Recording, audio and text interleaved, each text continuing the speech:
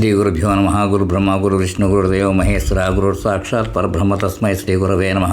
సదాశివ సమారంభ వ్యాసశంకర మధ్యమం అస్మదాచార్య పర్యంతం వందే గురు పరంపరాం. నారాయణ నమస్కృత్య నరం చైవ నరోత్తం దేవం సరస్వతి వ్యాసం సతో జయముదీరయేత్. శ్రీ గురుభ్యో నమ. గణాధిపతే నమ. వచన సుందరకాండం ఎపిసోడ్ 19 చెప్పుకోవాలి. 18లో ఏం చెప్పుకున్నామంటే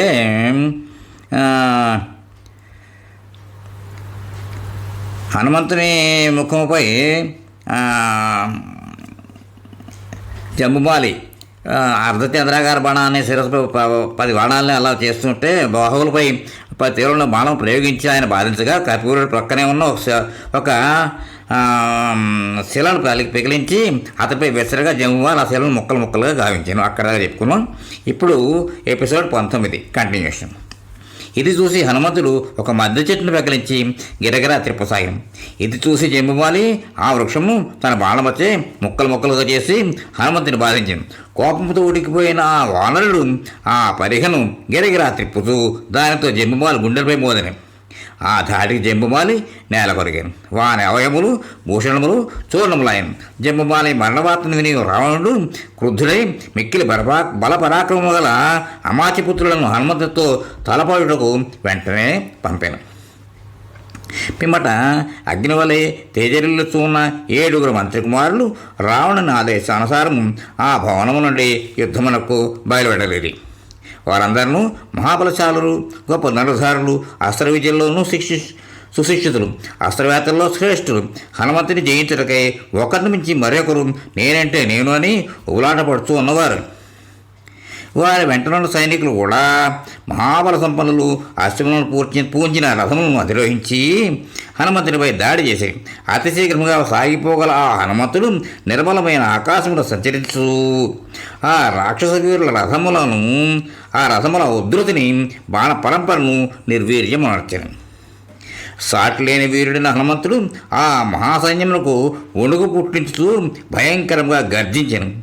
పిమ్మట అతడు ఆ రాక్షస యోధులను హతమార్చుటకు విజృంభించను. శత్రు సంహారకుడైన హనుమంతుడు వారిలో కొందరిని అరచేతితో, కాళ్లతో, ఇంకొందరిని ముష్టిఘాతములతో, మరికొందరిని మట్టి గర్పించాను. ముష్టిఘాతములతో మరికొందరిని మట్టి గర్పించాను.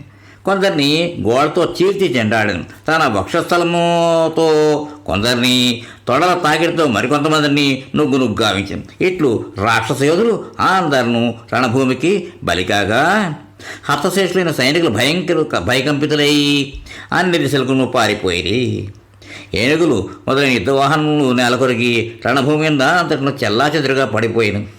హనుమంతుడు రాక్షసులందరినీ పరిమార్చి ఇంకనూ ఇతర రాక్షస వీరులతో యుద్ధం చేయగోరి మరలా అదే ముఖద్వారంపైకి చేరి శత్రువీరుల రాకకి ఎదురు చూడసాగాను. కపీశ్వరుని చేతిలో మంత్రిపుత్రులైన 7 యోధులను హతులైన విషయం ఎరిగిన రావణుడు తన దిగులను పైకి కనపడనీయకుండా మేకపోతు గాంభీర్యంతో బావుగా ఆలోచించను. పిమ్మట విరూపాక్షుడు, యువపాక్షుడు, దుర్ధరుడు, ప్రగసుడు, భాసకర్ణుడు అను ప్రముఖ సేనానాయకులను హనుమంతుని యుద్ధమర్చుకు ఆజ్ఞాపించింది. వారు హనుమంతుని బంధించగా ఆరాటపడుతూ ఉన్నవారు మరియు వాయువేగంతో పోరు సల్పగలవారు. ఓ సేనానాయకులారా, మీరందరూ రథ, గజ, త్వరగ, దళములతో కూడిన మహాసైన్యమును వెంట నిడుకుని వెళ్ళుడు, ఆ వానరుని పట్టుకొనడు అని రావణుడు వారిని ఆజ్ఞాపించాడు. యుద్ధ సామర్థ్యమును బట్టి చూడగా అతడు ఒక సామాన్య వానరుడని నేను అనుకొనను. అతడు మిక్కిలి బలపరాక్రమము గల ఒక మహాప్రాణి అని తలంతును.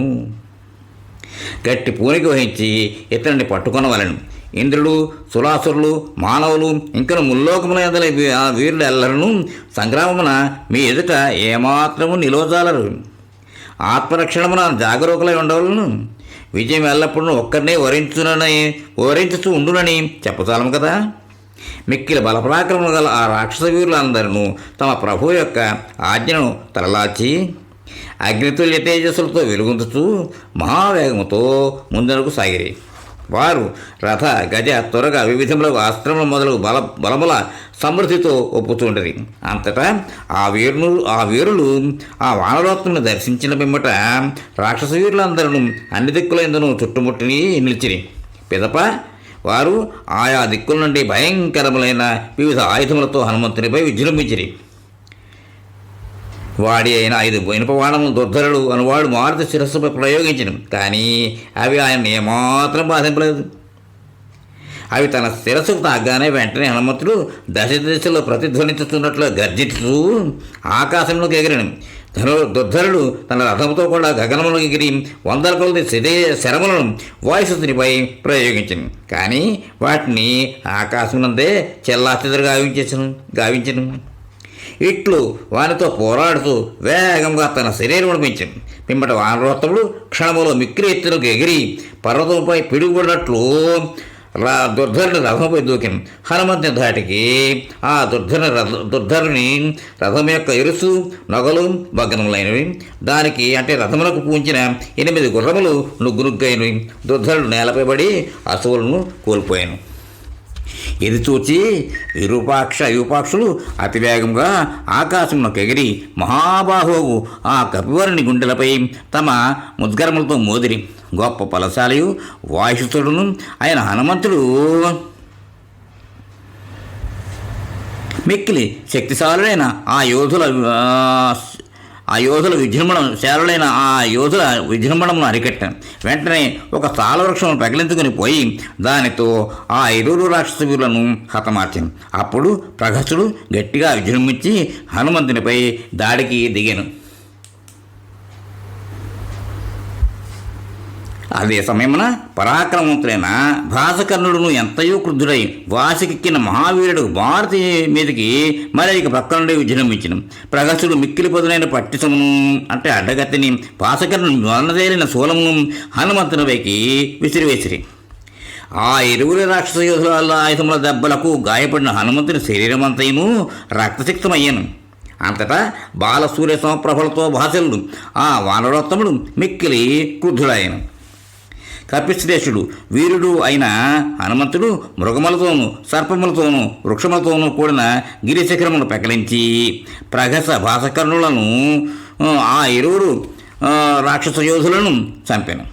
హనుమంతుడు ఆ 5 సేనాపతులను హతమార్చిన పిమ్మట మిగిలిన సైన్యమును పూర్తిగా రూపుమాపాను. ఆ కపివరుడు అశ్వములను ఏనుగులను రథములను యోధులను ఢీకొట్టించి దేవేంద్రుడు అసురులను వలె సంహరించింది. ఈ విధంగా గొప్ప బలశాలులైన సేనాపతులను వారి రథ అశ్వగజ వాహనములను పదార్థములను సంగ్రామరంగమున పరిమార్చిన పిమ్మట వనముఖ ద్వారం మీదకి చేరి ప్రళయకాలంలో కబళించుటకు మృత్యుదేవత వలె అతడు శత్రుబలముల కొరకు ఎదురు చూస్తూ ఉండెను. ఇక్కడితో 6వ రోజు పారాయణ సమాప్తమైంది. ఇప్పుడు 7వ రోజు పారాయణ ప్రారంభం. శ్రీరస్తు శుభమస్తు అవిఘ్నమస్తు. దుర్ధరుడు మొదలగు 5 సేనాపతులను వారి అనుచరులను వాహనములను హనుమంతుని చేతిలో మడిచినట్లు రావణుడు తెలుసుకున్నాడు. అప్పుడు రణకండూతితో గర్వమున విర్రవేగుతూ సమరోత్సాహంతో ఎదురుగానున్న అక్షకుమారుని అతను వీక్షించింది. రావణ దృష్టి తనపై పడగానే ఆ హనుమంతునితో యుద్ధమునర్చుటకై బయలుదేరాడు. అక్షకుమారునికి ఆ రథము గొప్ప తప్పఫలితముగా లభించినది. వివిధ శోభలతో అల్లారుతూ ఉన్నది. సురాసులకు ఎదిరింప సఖ్యం కానిది. నిరాటంకంగా సాగిపోనది. సూర్యకాంతులతో పుచ్చున్నది. అంతరిక్షంలో సైతం సంచరించగలది. సముచిత స్థానంలో అమ్ముల పొదలతో 8 కత్తులతో శక్తి తోమరలతో అలరారుచూ సర్వసన్నద్ధమై ఉన్నది. సమస్త యుద్ధ ఉపకరణములతోనూ సూర్యరథ వేగముతోనూ సాగిపోగల ఆ రథమును అధిరోహించి ఉన్న ఆ అక్షకుమారుడు దేవతలతో సమానమైన పరాక్రమం గలవాడై పురోగమించింది. సకల బలములతో కూడిన అక్షకుమారుడు మోనముఖ ద్వారంపై ఆసీనుడై ఉన్న యుద్ధ విశారథుడు హనుమంతుని సమీపించి ఆయనను గర్వదృష్టితో చూచెను. ఆ రావణ కుమారుడు ఆ వానరుని యొక్క వేగమును శత్రువుల విషయమున బలపరాక్రమములను తన బలమును తారతమ్యములతో నిర్ధారించుకుని యుద్ధమున ఎదురులేని స్థిరమైన పరాక్రమము గల హనుమంతుని చూచి క్రుద్ధుడై ఏకాగ్రచిత్తముతో అతడు వాడి అయిన 3 బాణములను ప్రయోగించి ఆ కపివరుని యుద్ధమునకు కవ్వించెను. ఆ బాణములు ఎట్టి శ్రమయో కలిగింపలేదు.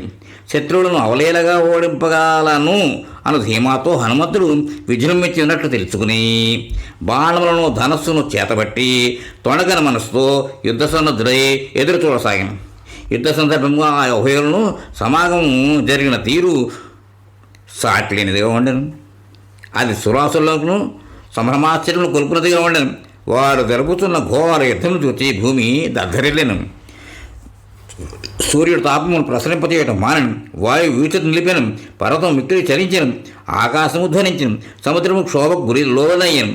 బాణములను ఎక్కుపెట్టడంలోనూ వాటిని గురి తప్పకుండా ప్రయోగించడంలోనూ సమర్థుడైన అక్షకుమారుడు 3 బాణములతో హనుమంతుని శిరస్సుపై కొట్టాను. దానివలన అతని తల నుండి రక్తము స్రవించను. అక్షకుమారుడు చిత్ర విచిత్రమైన ఆయుధములతో ధనుర్బాణములతో యుద్ధ సన్నద్ధుడై కథనారంగంలో నిలిచినట్టు చూచి హనుమంతుడు వెంటనే తన శరీరమును పెంచి మిక్కిలి కోపోద్రిక్తుడై తన నేత్రాగ్ని జ్వాలచే అక్షకుమారుని అతని బలమును వాహనమును దహించి వేసింది. పిమ్మట అక్షకుమారుడు హనుమంతుడిపై బాణవర్షము కురిపించగా హనుమంతుడు హర్షాతిరేకంతో మహాధ్వని గావించాను. ఆ అక్షకుమారుడు మూర్ఖత్వముతో యుద్ధమున తానొక మహావీరులను గర్వం గలవాడై పిచ్చిత్వకోపంతో కన్నులెర్రజేస్తూ తన బాల పరంపరతో హనుమంతుని చీకాకుపరచగా మారుతి విజృంభించి గర్జించి భుజములను తొడలను తరచుతూ భయంకర ఆకారంతో ఆకాశమున మిక్కిలి ఎత్తునకు ఎగిరిను. అక్షకుమారుడు తన బాణవర్షంతో హనుమంతుని వెంటాడను. మనోవేగంతో సంచరించగలవాడును, యుద్ధంలో తీవ్రముగా పరాక్రమించేవాడును మహావీరుడును ఆ మారుతి అతని బాణములకు చిక్కకుండా తప్పించుకొనచు ఆకాశ మార్గంలో సంచరించింది. విల్లు ఎక్కిపెట్టి రణోన్ముఖుడై వీధములకు వాడిన బాణములతో ఆకాశమును కప్పివేస్తున్న అక్షకుమారుని హనుమంతుడు ఇంతటి పరాక్రమశాలైన ఈ బాల్ని వధించుట ఎట్లు అని సానుభూతితో క్షణకాలము పాటు ఆలోచనలో పడాను. ఇక్కడితో ఎపిసోడ్ విరామం ఇద్దాం, తర్వాత కంటిన్యూ చేద్దాం. స్వస్తి.